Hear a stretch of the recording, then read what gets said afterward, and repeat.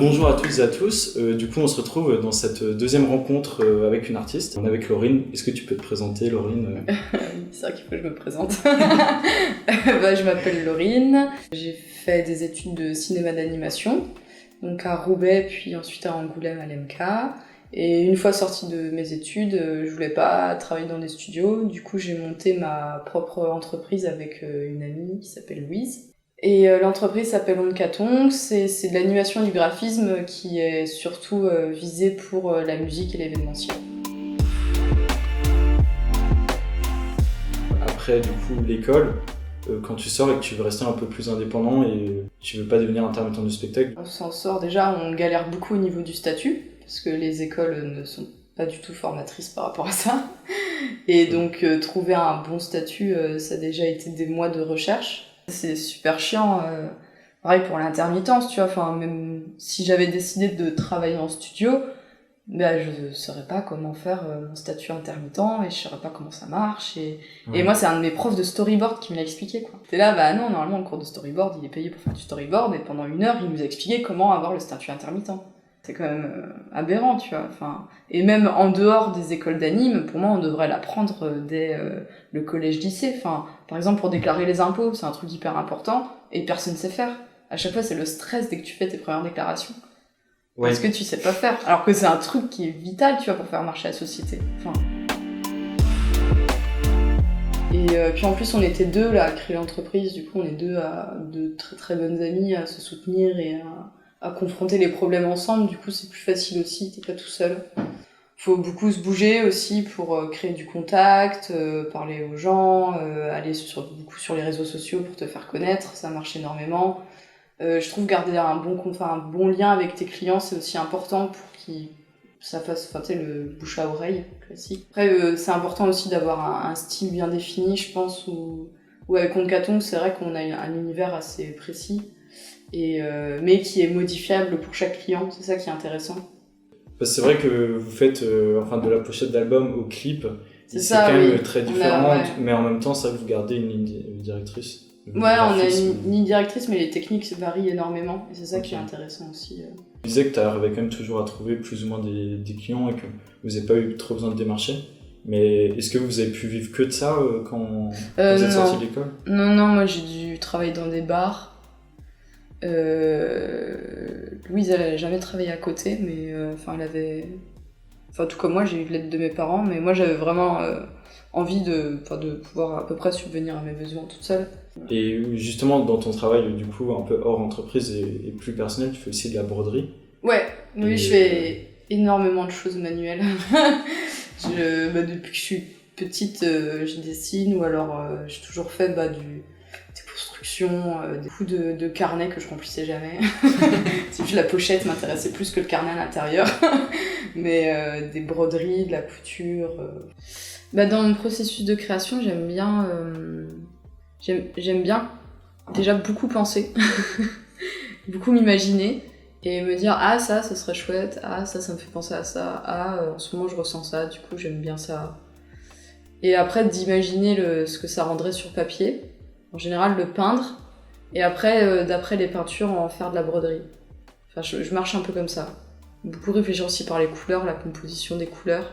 En général, quand je me penche sur le papier, c'est que j'ai une idée précise et que je sais... Tu sais déjà où tu vas aller. Ou alors je sais que je veux absolument, par exemple, dessiner des coquillages, ou dessiner, de la camomille, ou tu vois. Et des trucs comme ça qui pop, donc qui en général ont un sens par rapport à ce que je suis en train de vivre, ou ce que j'ai vécu. Et après je modèle autour de ça, mais en général j'ai plutôt une idée précise de la compo, des couleurs que je veux, etc. J'aime beaucoup les trucs à symboles, comme Frida Kahlo où tu lis tous les tableaux et chaque élément dessiné en fait il y a une signification, et j'aime beaucoup faire ça, toujours donner un sens. Et même je me suis fait la réflexion l'autre jour où même quand je dessine quelque chose par automatisme et je me dis ça il faut absolument que ce soit comme ça et j'ai pas vraiment réfléchi, ça a toujours un sens aussi.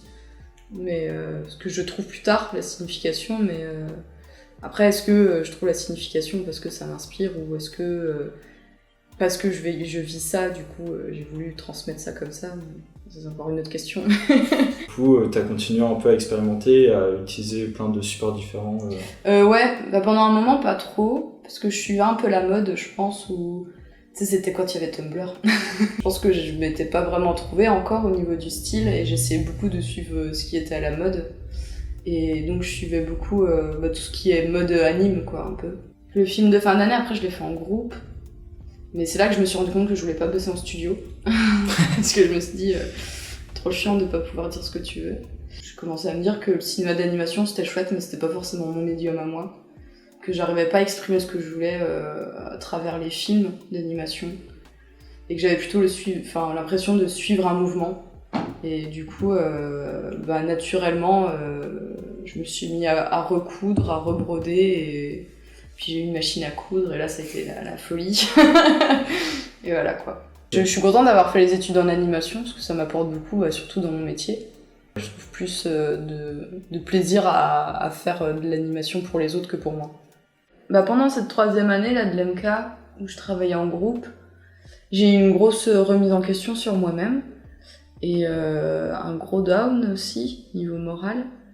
Et c'est là que m'est apparu mon style graphique avec Monsieur Chat. Ouais. Et c'est là que Monsieur Chat est apparu, en fait, où j'étais vraiment pas bien, et je me suis enfermée dans mon appart en mode il faut que je crée. Et j'ai créé, et c'est là que j'ai ressorti tout ce que j'avais, je pense. Et avant ça, j'ai eu beaucoup de phases de recherche où je m'inspirais énormément, mais je m'inspirais peut-être au point de copier le style des artistes et certaines illustrations. Alors que maintenant, je me fie plus à ce qui existe aujourd'hui, et plus par des photos. Et où en fait, je suis partie au Pérou avec mon copain et sa sœur et une amie à elle. Et c'est là-bas un peu que j'ai eu la cassure en mode c'est bon, je suis comme ça et je m'assume. Mais j'ai dû du coup quitter le groupe et partir tout seul de mon côté. Donc on était au Pérou, et moi j'ai continué mon périple toute seule en Bolivie, ne parlant pas du tout espagnol. Et je suis très contente parce que je pense que ma vie serait bien différente si j'avais pas fait ça. Ouais, ça a été très révélateur pour moi, mais j'ai eu vraiment 2 semaines où j'ai été toute seule. Et c'est marrant parce que j'ai pas fait beaucoup de rencontres alors que j'étais dans des auberges de jeunesse, mais je choisissais plutôt des coins où il y avait pas trop de touristes, où j'avais vraiment cette envie de me retrouver toute seule, quoi, au milieu de nulle part. Et je parlais pas beaucoup aux gens, j'ai pas trop la motive pour ça. Mais j'étais bien. Ouais, style, c'est personnalité au final. Ouais. Tu vois, c'est pas... En plus, je trouve ça marrant parce que quand la personne du coup a trouvé sa personnalité, du coup son style pour moi, je trouve que ses dessins ressemblent à sa tête. Je sais pas comment dire, mais tu sais, il y a un truc où chaque artiste que je suis, quand ils posent des photos d'eux, je dis ouais, ça c'est leur dessin, tu vois. Les traits ressemblent en fait. Et je pense que c'est aussi parce qu'on est un peu notre premier modèle. Ouais, carrément. Et du coup, on s'en inspire beaucoup, quoi.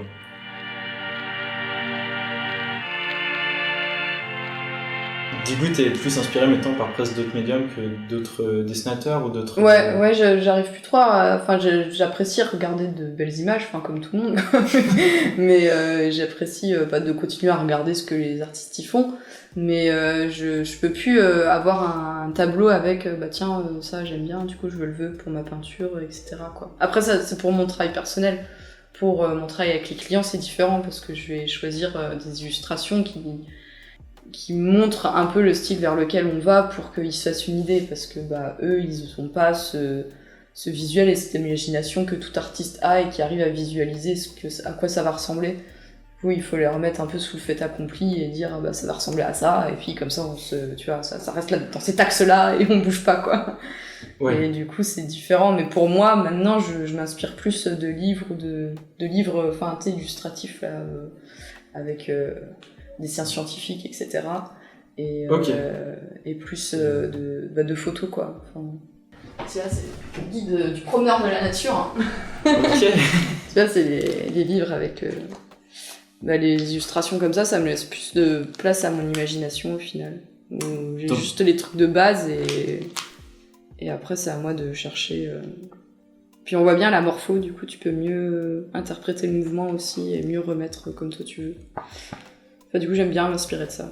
Enfin, j'ai toujours été passionnée par ce genre de truc. Déjà quand j'étais gamine, je prenais le dictionnaire, je prenais un répertoire et je recopiais tous les animaux par ordre alphabétique dans mon répertoire. Ça me passionnait. Ok, donc vraiment là tu t'inspires beaucoup plus du réel en fait. Ouais. Et moins déjà du travail d'autres... Ouais, carrément. Ouais. J'arrive mieux à lâcher prise, quoi. Ok, bon, c'est hyper intéressant. Du coup, j'imagine que le dessin d'observation, ça a une part importante pour toi. Enfin, t'en fais beaucoup. Alors avant, j'en faisais beaucoup, mais maintenant, plus du tout. Ça me fait chier maintenant. Ah ouais, ok. Je vois plus l'intérêt de dessiner. Enfin, je sais pas. J'ai déjà assez fait, et puis ouais, enfin, je trouve plus d'intérêt Enfin, je le faisais surtout pour prendre de la technique. Et maintenant, je m'en fous un peu de la technique. Enfin, je trouve la technique dans mon style graphique, mais pas dans... Tu vois. Après, il y en a... il y a des artistes qui vont jurer que par ça, et je trouve ça admirable. Et moi aussi, j'aimerais bien avoir cette envie-là, tu vois. Mais encore, pour moi, c'est copier pour faire plaisir aux autres, et c'est pas ce que je veux. Vu que je fais du réel, autant observer le réel, en fait. Ouais. C'est juste... j'ai juste besoin de comprendre, genre, si je veux dessiner cette fleur-là, qu'est-ce qui constitue cette fleur, et de comprendre, il y a tant de pétales, il y a cette couleur, la feuille est comme ça, et puis après, c'est bon, je vais sur le papier et je fais comme je veux, quoi.